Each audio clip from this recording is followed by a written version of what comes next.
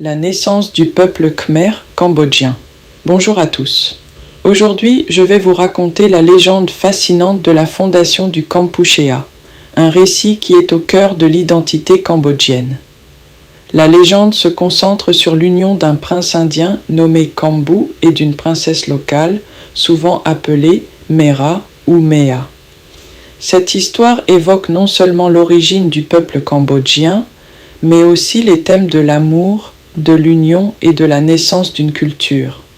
Selon la tradition, Kambu est un prince indien qui, en quête d'aventure et de nouveaux horizons, décide de voyager vers l'Est.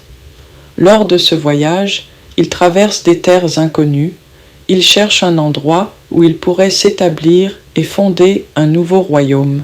Arrivé dans ce qui est aujourd'hui le Cambodge, Kambu rencontre Mera, une belle princesse de la région. Leur rencontre est souvent décrite comme magique.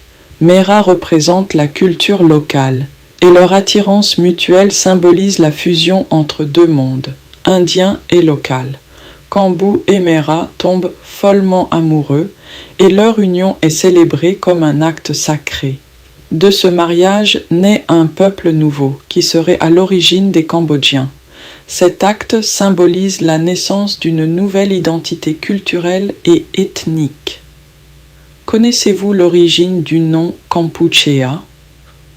Eh bien, le nom Kampuchéa provient de cette légende. Il est dérivé du nom de Kambu, ce qui signifie littéralement le pays de Kambu. Ainsi, le Cambodge s'identifie à sa terre et aussi à ses racines mythologiques et historiques. Et donc, cette belle légende fait partie intégrante de l'histoire du Cambodge et souligne des thèmes universels que l'on retrouve dans de nombreuses cultures, l'importance des origines, le mélange des cultures et la célébration des liens entre les peuples. Alors, restez avec moi. Nous allons explorer 3 légendes fascinantes qui retracent l'histoire des royaumes d'autrefois de la péninsule indo-chinoise. Je vais les situer dans leurs différentes époques. Ces récits emblématiques évoquent des thèmes de l'union, de fondation et de l'identité culturelle. D'accord? 1. La légende de Huntian et Liuye, royaume du Funan. Désolé pour la prononciation. Je commence avec cette légende qui remonte au pré-Christ dans l'ancien royaume du Funan, souvent considéré comme le premier État influencé par la culture indienne. Huntian, un étranger, arrive sur les côtes du Funan et se révèle être un personnage charismatique. Avec l'aide d'un génie, il s'installe et épouse la reine locale, Liuye. Cette union symbolise l'intégration des traditions et des cultures. Elle permet ainsi à Huntian de fonder une nouvelle dynastie. La légende de Huntian est essentielle car elle souligne l'importance des échanges culturels à cette époque et la façon dont des héros étrangers pouvaient légitimer l'autorité locale. 2. La légende de Kaundinya et Soma, royaume de Chenla. Ensuite, nous avançons dans le temps, vers le 1er siècle, lorsque le royaume de Chenla émerge après l'affaiblissement du royaume de Dufunan. La légende de Kaundinya nous raconte l'histoire d'un brahmane qui arrive à Bhavapura et rencontre Soma, la fille d'un roi des Nagas. Leur amour est puissant et leur mariage représente la continuité de l'influence indienne en Asie du Sud-Est. Ce récit souligne également l'importance de l'intégration et des unions culturelles. Il montre comment l'héritage indien a façonné l'identité de Chenla. L'histoire de Kaundinya propage l'idée que le mélange de cultures est vital pour la prospérité et l'évolution des sociétés. 3. La légende de Preatong et Neang Neak, Empire Khmer. Enfin, nous atteignons le 9e siècle avec la montée en puissance de l'Empire Khmer. La légende de Preatong narre l'histoire d'un prince indien exilé qui rencontre Neang Neak, la fille d'un roi des Nagas. Leur union est vue comme un acte sacré, qui donne naissance à un nouveau peuple khmer. Ce récit est emblématique de l'identité khmer et de la richesse des croyances populaires. Il souligne à la fois des thèmes d'amour et de l'héritage. L'union des deux protagonistes symbolise la fondation d'un empire majestueux dont la culture marquera l'histoire de la région pour des siècles jusqu'à nos jours. Et alors, ces trois légendes, étant distinctes, partagent des motifs communs de l'amour, de voyage et d'union entre cultures. Elles illustrent comment les histoires mythologiques ont façonné les identités de ces royaumes au fil du temps. Chacune d'elles fonctionne comme un lien entre le passé et le présent, ce qui nous permet de mieux comprendre les racines des peuples de la péninsule indo-chinoise. Merci de m'avoir écouté. Tout de suite, la naissance du peuple khmer cambodgien.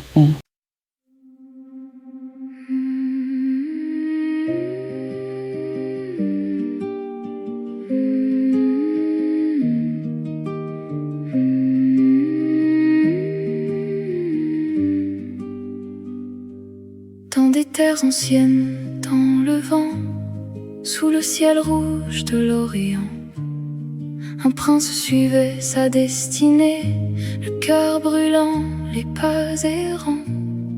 Kambu venait d'un autre monde, il cherche une rive où s'accoster, et dans la lumière féconde, un nouveau royaume allait naître aimé.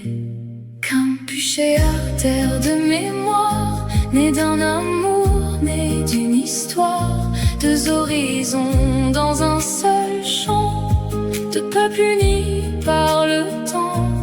Kampuchéa, source sacrée, des légendes et des fiancés, dans le sang, la terre et la voix, le peuple khmer est né là. Mera surgit comme une flamme, princesse au regard de rivière. Elle portait l'âme de sa terre, la force ancienne, la douce lumière. Quand leurs deux mains se sont trouvées, les dieux ont écouté, car dans leur union se dessinait l'étoffe d'un peuple à inventer. Kampuchéa, terre de mémoire, né d'un amour, né d'une histoire, deux horizons dans un seul champ, deux peuples unis par le temps. Kampuchéa, source sacrée, des légendes et des fiancés, dans le sang, la terre et la voix, le peuple khmer est né là. Avant eux, sur les eaux lointaines, d'autres récits ont traversé le temps. Une Tian Luri est souveraine, Funan s'éveille dans le levant. Puis Kandinya, guidé sans peur, trouve son mât au royaume ancien. Shen l'a grandi dans la ferveur du lien profond entre deux destins. Et plus tard brille une couronne sous les pierres d'encor éternel.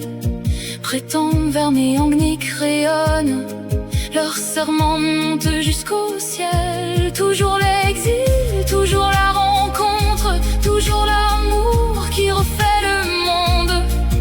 Dans un mythe, une source montre que l'identité naît quand les âmes se fondent.